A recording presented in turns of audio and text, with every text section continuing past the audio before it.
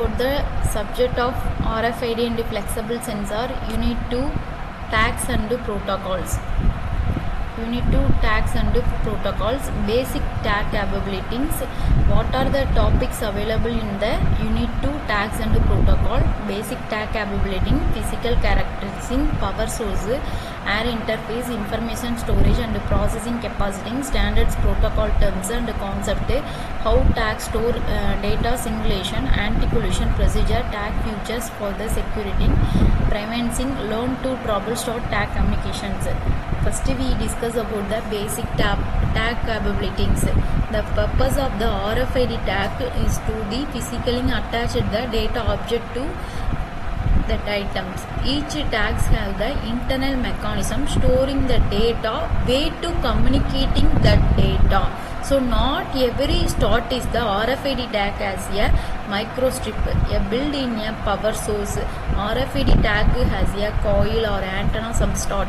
So RFID identification technique using the some kind of the antenna techniques and power source needed. So this is the common of basic tag capabilities. All tag having a common but classified help of understanding how they works. The typical methods of the RFID tags available in the different methods. So these are the methods. So we can be using the coil, microstrip, surface acoustic, antenna type of the model can be using.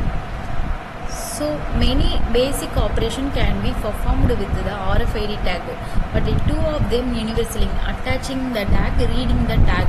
So reading the tag means kill or disable, write once, write many, anti-collision, security and encryption, standard compliance. So physical characteristics can be using the RFID tags. So attached the different shapes and sizes in the different environments.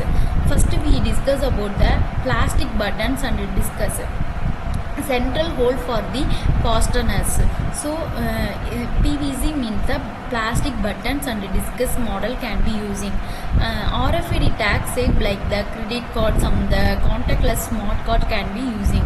So tags might be into the layer of the paper is the smart labels. So smart label using similar to the barcode labels. Small tags embedded in a common objects such as the clothing, watches, bracelets. Small tags may be also using some form of the key chains. So several techniques can be using to the RFID tags, different shapes and sizes. These are the different shapes and sizes or can be using the RFID technology. Power source.